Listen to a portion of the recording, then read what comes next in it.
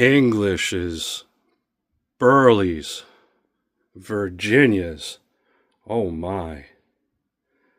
Arrows and Englishes, Burleys, oh my. Virginias and arrows and Englishes, oh my. Burleys and forget about it. Englishes it is. Ha ha! That's the stuff.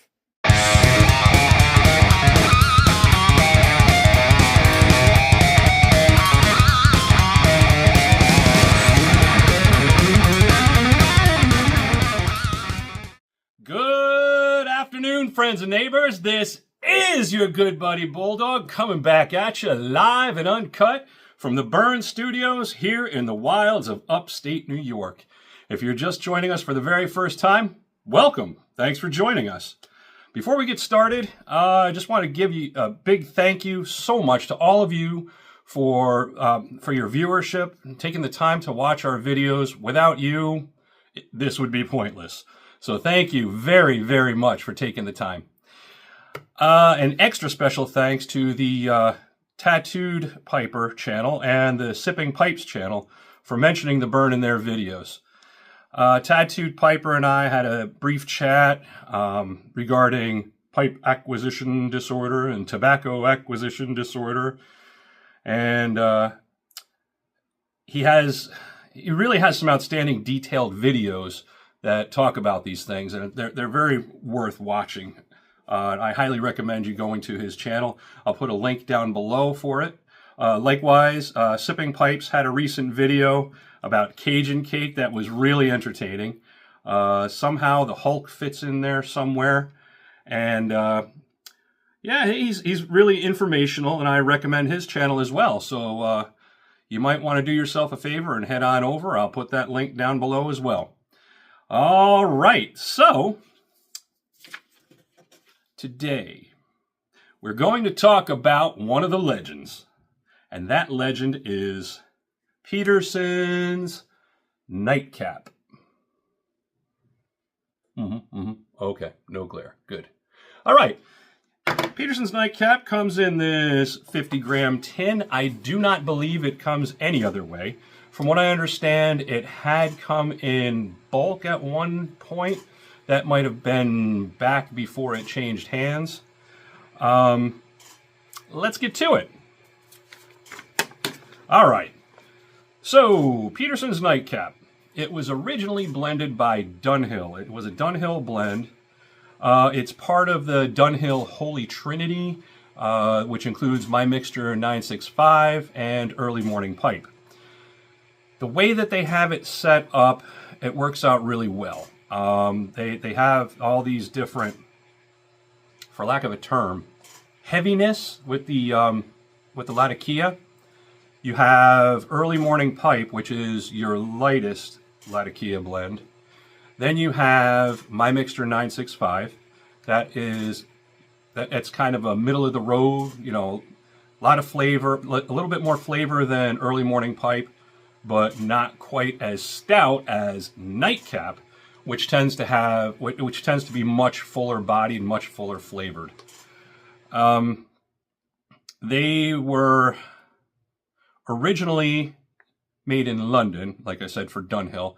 Now I believe it's at the Orlik factory in Denmark, because they are owned by the Scandinavian Tobacco Group now. I did hear a rumor that these blends, the Dunhill blends that are being made by Peterson, from what I understand, they will be discontinued by sometime next year, 2027, I believe. So you might want, if you want to give them a try, I recommend you do it soon, because if you want to stock up, there's no better time than the present. All right, so like I said, we're talking about Nightcap. It is an English, that is the blend style. The components that are within are Virginia. I believe it's red Virginias that are in there. Perique, Latakia, of course, and Turkish, which is an Oriental. So the cool thing about this is that it has that little bit of Perique. Not all English blends do include the Perique. This one does, and it just kind of makes a difference. It's nice. There is no topping. And let's see. Let's read the tin.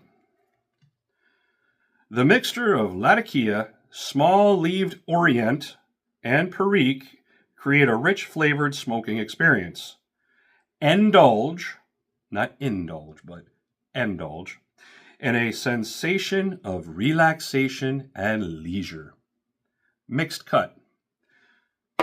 Let's take a look at that mixed cut, because I consider it a ribbon cut, but now that I'm looking closer at it, I could see why they say mixed cut. It does have some more coarse chunks in there, and yeah, but that's what she looks like. The moisture level.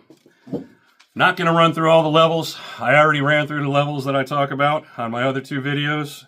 Refer to my first two videos if you need to get familiar with those. But this one is bullseye. Straight out of the tin. Just grab a hold of it and go for it. Don't let go because you're in for a ride. All right. And then, let's see. The tin note. Let's talk about the tin note.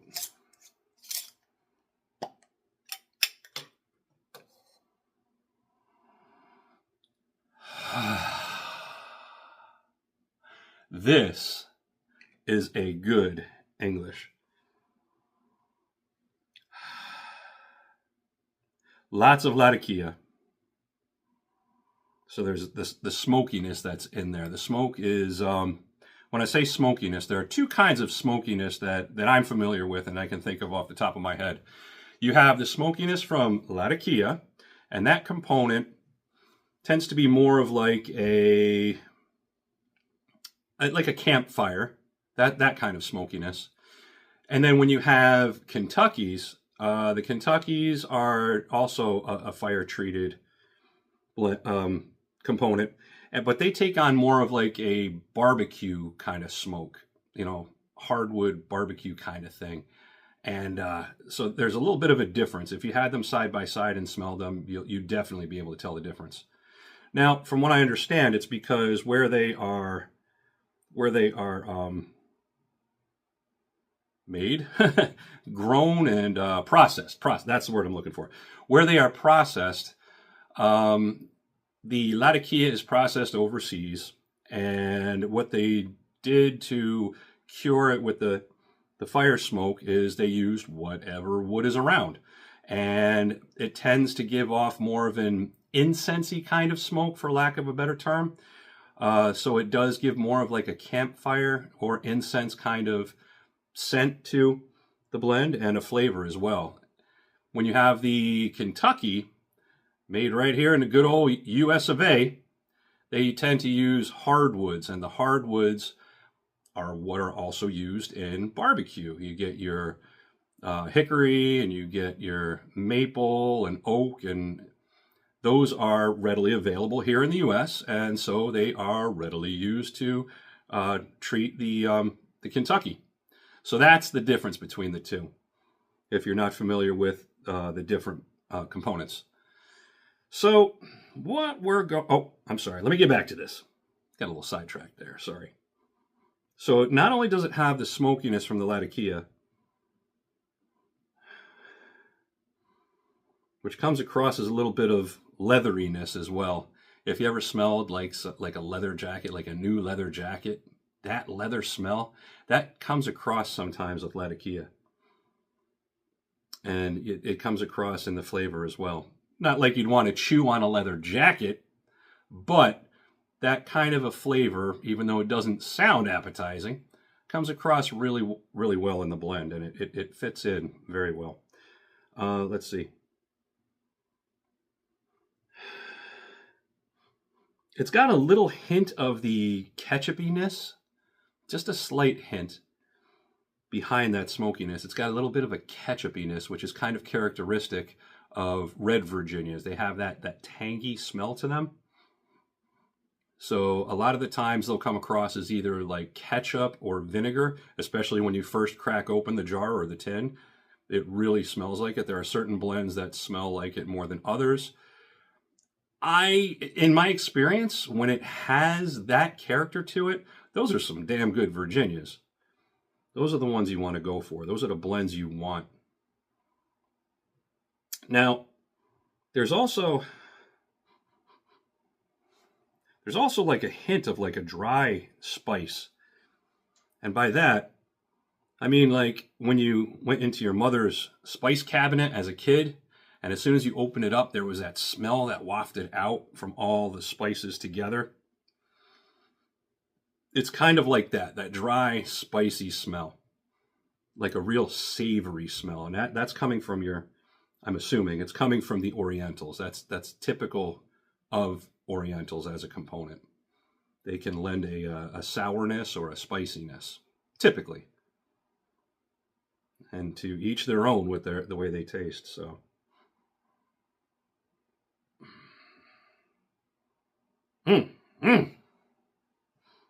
Now, I like I said, there's Perique in here, but whereas when I was smelling the Haunted Bookshop last time, and it had that Perique funk to it, this doesn't really have much evidence of Perique in it.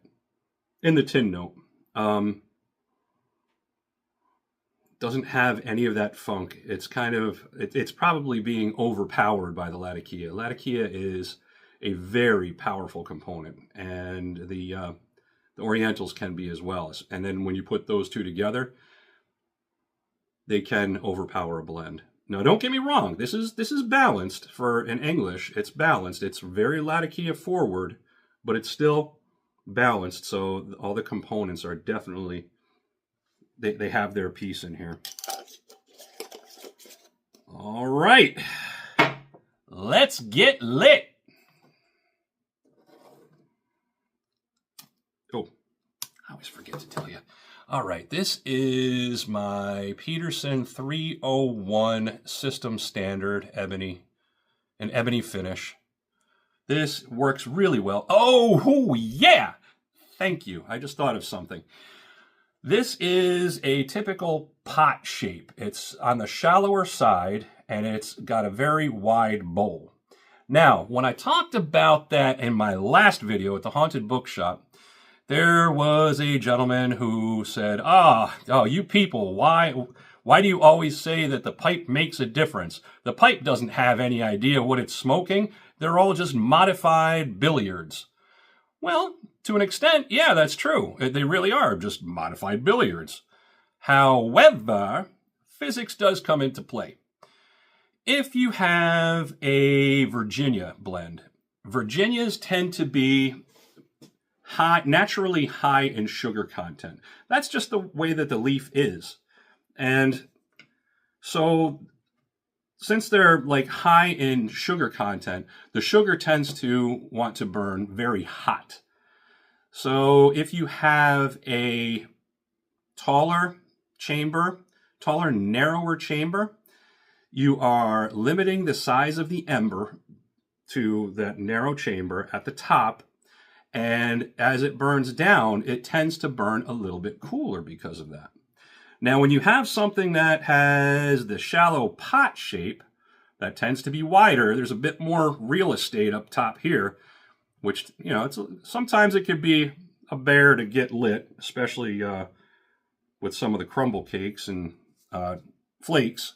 But when you get them lit, they just naturally have more surface area. And that's great if you have a blend that's like an English or anything else that I would consider to be a kitchen sink blend, something that has a whole mess of different components that are put in there. When you have this wider surface area, you have more of the components that are showing at the same time and burning at the same time, so you get more of the flavor. It really allows these flavors to open up. So, like I said, good for Englishes and kitchen sink blends. If you go for and also for Burleys. I've had good luck with Burleys in here for some reason. But save those narrower, deeper chambers for those Virginias, and they'll help you control that burn. Because low and slow is the way to go, baby. All right, so let's get lit, like I said. Oops.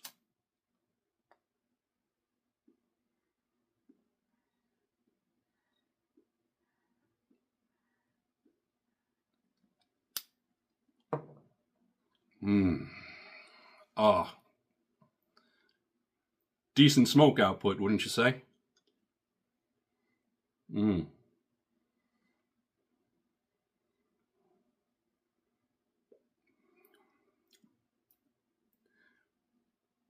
You get that Latakia, punches you right in the jaw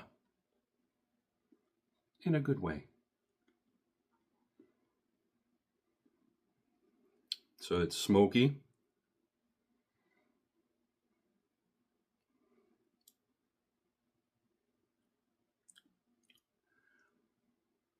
It's got a little bit of that dry spice I was telling you about. Mom's spice cabinet.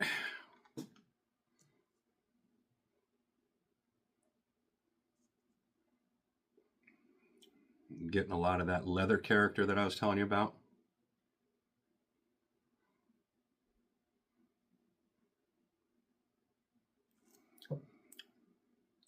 There is like the slightest hint of sweetness that's coming from those Virginias.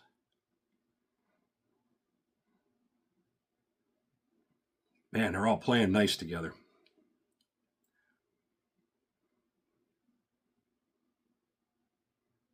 Now that Perique I was talking about,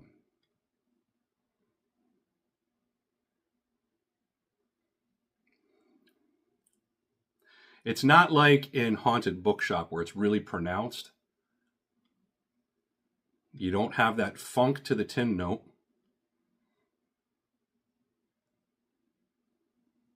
And you don't have that pepperiness, or even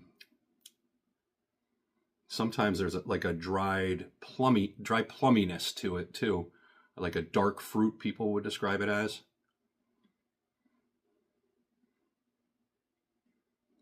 It's really hard to tease out as a component.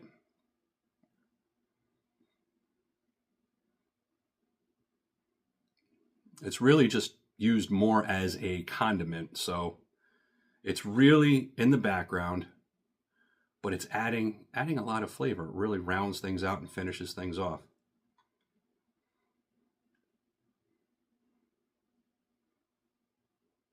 Oh. Now, a lot of people talk about the retrohale. The retrohale for me does not do what it does for a lot of other people. The retrohale is not as pleasant for me as when I do something different. I don't know if it's just me. If anybody else does this, please let me know. What I do, as I'm puffing like that, I am moving some air just up into my nostrils. And I'm not getting it all the way into my sinuses, because once I do that, that's where it becomes unpleasant for me. I take just enough into my nostrils to deepen the flavor, and then I exhale. Like I let the smoke waft up into my nostrils. I take it in, like I said, just try to keep it in the nose, and then exhale it back out. I don't need it to go in any deeper. I don't need it to go all the way back. I don't need it to come all the way out. I will test the retrohale every once in a while, just to see if I can tease something out a little bit, like the Perique. But to really enjoy a blend, I just do that little nostril trick. I don't know if there's really a term for that or not. The retrohale is where you move the smoke from your mouth into your sinuses and you push it out through your nose. It never enters your lungs. It's not like you're inhaling and then blowing it through your nose. It's like you're using your tongue to push it back into the back of your throat, up into your sinuses, and then whatever air is in your lungs is expelling it from your sinuses and out your nose. That's what a retrohale is. So that has a term. I don't know if what I have or what I do has a term. Please enlighten me if there is a term for it. It's almost kind of like a French inhale with cigarettes, where you see someone have a mouthful of smoke and they push it out with their tongue and it goes up into their nostrils. but I think they inhale much more deeply.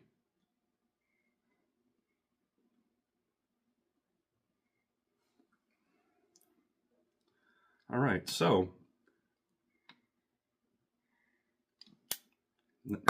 yapping at you too much and not paying attention to what I'm doing.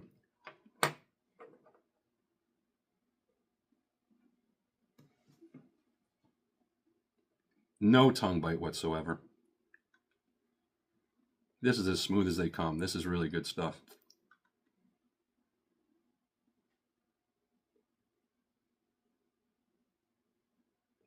Every once in a while, you get a little bit of that little hint of the, at least I do. I'm sorry. When I say you do that, I'm really saying me. When I do have this blend, every once in a while, it seems a little bit spicier on the tongue. You get that feel that they call it the tingle, the perique tingle. I never understood what they meant by the perique tingle when I first started. To me, I recognize it as being the same sensation of what you get in your mouth after if you were to chew up a piece of raw onion. Not the flavor. Don't get me wrong. It's not the flavor of onion, but just the sensation on your tongue. It's almost a slight burn. Not horrible. It's not like it's not like a jalapeno or anything, but it's just that sensation. That spiciness. And I do get that every once in a while from this. Maybe it's just the way that it's mixed. Sometimes I'll get more perique in one bowl than another. Maybe that's the case. Now, a lot of people fear this blend. Don't fear it. The reason that they fear it is because they say, oh, it's really strong stuff with the vitamin N. Can it be? Sure it can. You pack a big enough bowl, smoke on an empty stomach, when you're dehydrated, I can guarantee you're going to feel it. Almost guarantee. At least I do. But it's manageable. You shouldn't have an issue more than any other blend, really, if you don't want to get too crazy with it. Everything in moderation, as Mama used to say.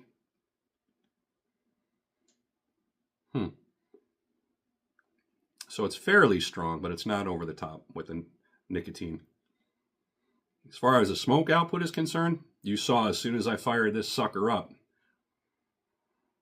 it's a very full-bodied smoke. Very satisfying. And to go along with it, very full-flavored.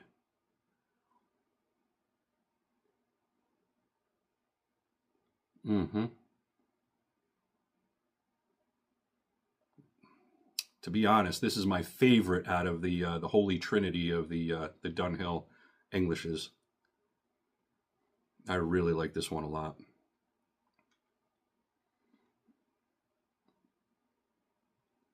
So, cellaring potential? I don't know. I've had some really old cellared blends. I've had some Balkan Sobrani Black that was from 75. That was my grandfather's. I found an old tin of his after he had passed. Dry as a bone. Dry as a popcorn fart, as a friend of mine says. If I wasn't careful, it would have turned to mummy dust, as I say. But anyway, I rehydrated it successfully. And man, it was everything they say it is. Very good. But that being said, Englishes can be cellared. And what they would benefit mostly from, of course, they're going to get a little sweetening of the Virginias if they have Virginia as a component, which they usually do. But The really cool thing about Englishes after they sit for a long time is they tend to really meld their flavors of the components. They smooth out, and it's real good, really good stuff. So, all in all, this is a classic blend that I do highly recommend that for you to try, especially if you're new to Englishes and you're dabbling in them. This is definitely one you don't want to get through your radar. Get off your radar. Not one for you to miss. Definitely worth a shot. And do it soon because, like I said, rumor has it they're going to be phasing out. Shame. Crying shame. But it's flavorful, full-bodied, and it definitely holds a permanent spot in my rotation. It's one of those where if you can't make up your mind, it's a good go-to and it won't disappoint. All right, so this is your good buddy Bulldawg, thanking you very, very much for joining us. I'll see you next time.